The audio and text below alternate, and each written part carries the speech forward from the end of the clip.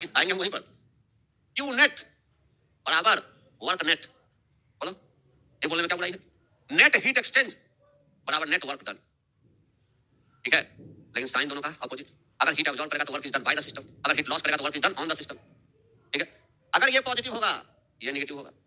Magnitude में positive लगाओ तो उधर में नेगेटिव लगाएगा, अगर यहाँ नेगेटिव होगा तो यहाँ पॉजिटिव होगा। अरे समझ में आ रहा है? नेट का मतलब क्या हुआ? नेट का मतलब हुआ कि इस पूरे प्रोसेस में, इस पूरे प्रोसेस में अगर यहाँ से, अरे यहाँ से सुनो, अगर यहाँ से यहाँ तक का हीट एक्सचेंज तू निकालना चाहता है, ये तो कंटिन्यूअस प्रोसेस है।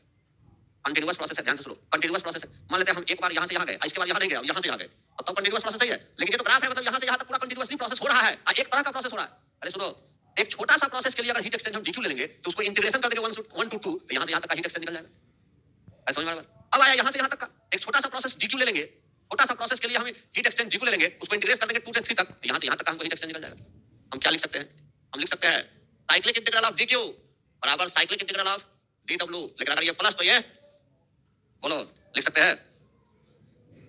बोलिए लिख सकते हैं, क्योंकि जितना हीट एब्जॉर्ब होगा उतना work done by the system होगा, जितना हीट लॉस होगा उतना work done on the system होगा। अगर हीट लॉस होगा तो हीट नेगेटिव तो वर्क पॉजिटिव, अगर हीट पॉजिटिव तो वर्क नेगेटिव। अरे लिख सकते हैं? बोलिए अब क्या कर सकते हैं? इसको इधर ले आओ, साइक्लिक इंटीग्रल ऑफ dq अब plus cyclic integral of dw बराबर 0। ये लिख सकते हैं? बोलिए माइनस साइन ले गए। अब cyclic integral of dq plus dw बराबर 0। बोलिए बोलिए लिख सकते हैं? इंटीग्रेशन में दोनों को ले आए। अब क्या लिख सकते हैं? अब लिख सकते हैं cyclic integral of d of q plus w बराबर 0। लिख सकते हैं? हम कल भी बताए हैं और आज भी बताए हैं कि अगर फाई स्टेट फंक्शन है, अरे यहाँ दो, अगर फाई स्टेट फंक्शन है तो स्टेट फंक्शन का चौथा क्राइटेरिया क्या था? कि cyclic integral of d phi बराबर 0। अगर फाई स्टेट फंक्शन है, ए फाई कल ही बताया है, A phi is a state function, then अगर फाई स्टेट फंक्शन है तो cyclic integral of d phi क्या हो जाएगा? 0। Cyclic integral of d phi क्या हो जाएगा? 0। अरे वो अरे यहाँ क्या दिख रहा है? Cyclic integral of d of q plus w क्या है? 0। इसका मतलब हम बोल सकते हैं कि q plus w is a state function. अकेला q स्टेट फंक्शन नहीं है, अकेला w स्टेट फंक्शन नहीं है, अकेला q पाथ फंक्शन है, अकेला w पाथ फंक्शन है, लेकिन q plus w state function हो गया। q प्लस w क्या होता है? स्टेट फंक्शन होता है। ठीक है, ये तो साबित हो गया। एक नया थर्मोडायनामिक पैरामीटर बोला गया, इस q प्लस w को एक नया थर्मोडायनामिक पैरामीटर इंट्रोड्यूस किया गया। This q plus w is a new thermodynamic parameter and that is internal energy you. Actually internal energy तो हम लोग पहले पढ़ लिए है, बोल दिए है, लेकिन कॉन्सेप्ट यहां से आया था। इस q प्लस w को एक नया थर्मोडायनामिक पैरामीटर इंट्रोड्यूस किया गया और वो नया थर्मोडायनामिक पैरामीटर क्या था? State E, internal energy.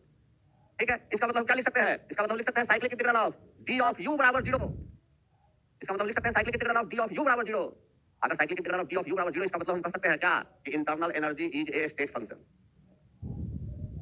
Internal energy is a state function 0 होगा। लेकिन इसको हम बोल क्या सकते हैं?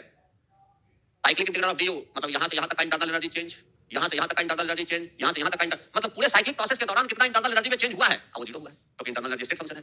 लेकिन इसको हम बोल क्या सकते हैं? डेल्टा u बोल सकते हैं, और ये क्या होगा? 0। कोई भी स्टेट फंक्शन अगर होगा, जैसे हमारे पास स्टेट फंक्शन हम लोग सुनते हैं क्या सुनते हैं? एंथैल्पी। तो कोई भी साइक्लिक प्रोसेस होगा क्या लिख सकते हैं? dh cyclic integral of dh क्या हो जाएगा? 0। Temperature cyclic integral of dt क्या हो जाएगा? 0। ठीक है, entropy cyclic integral of ds क्या हो जाएगा? 0। तो स्टेट फंक्शन है किसी साइक्लिक प्रोसेस में, उसका चेंज 0 होगा। यही कारण है कि आप जब कोई मशीन बनाते हैं तो तरोताजा रहता है। अगर 100% साइक्लिक इंटीग्रल ऑफ du क्या हो गया? 0। और इस साइक्लिक इंटीग्रल ऑफ du को हम क्या कहेंगे? Change in internal energy. ठीक, मतलब हम क्या कहे हैं? मतलब हम क्या कहे हैं कि d of q plus w, d of q plus w कोई हम क्या कहेंगे? du, और du कोई हम क्या कहेंगे? Delta u। मतलब हम लिख सकते हैं डेल्टा u बराबर q प्लस, यही है हमारा फर्स्ट लॉ ऑफ थर्मोडायनामिक्स। ए देखो, फर्स्ट लॉ ऑफ थर्मोडायनामिक्स रखते हैं हम, फर्स्ट लॉ ऑफ थर्मोडायनामिक्स आपको डिराइव किया है, कैसे सोच सकते हैं आप। ठीक है, डेल्टा u बराबर होता है q प्लस w।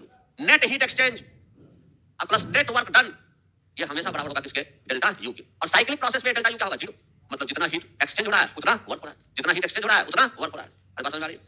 अरे बात समझ आ रही है? मतलब अगर हीट एब्जॉर्ब हो रहा है 50 जूल तो work done by the system होगा 50 जूल। अगर हीट लॉस हो रहा है 50 जूल तो work done on the system होगा 50 जूल। अगर ये सिस्टम है, अगर ये सिस्टम है तो इधर चलता उधर जो तू, अगर इसको हम क्यू हीट दिए है, अगर हम इसको क्यू हीट दिए है तो वर्क भी क्यू होगा, लेकिन साइन क्या होगा? नेगेटिव। अगर साइक्लिक का कहीं भी ये बात हो जाएगा। ठीक है, लेकिन अभी पहले डेल्टा यू बराबर क्यू प्लस डब्ल्यू। ठीक, समझ आ रही है? और जगह क्या क्या होगा हम देखेंगे। अभी तो हम ये समझे कि फर्स्ट लॉ ऑफ थर्मोडायनामिक्स क्या है? फर्स्ट लॉ ऑफ थर्मोडायनामिक्स क्या है? डेल्टा यू बराबर क्यू प्लस डब्ल्यू। साइक्लिक में डेल्टा यू 0 होगा। ठीक है, अगर साइक्लिक नहीं है सुनो सुनो, तो एक लाइन बोला तो उसका दूसरा एक्सप्लेनेशन समझ लो। अगर साइक्लिक नहीं है तो तूने 50 जूल हीट दिया सिस्टम को, मान लेते हैं उसमें से 10 जूल वर्क हुआ तो 40 जूल क्या किया, इंटरनल एनर्जी को बढ़ाया। वहां डेल्टा यू जीरो नहीं होगा, वहां डेल्टा यू कुछ होगा। समझ में आ रहा है बात? अगर मान लेते हैं तो इसमें से 50 जूल हीट लॉस कराया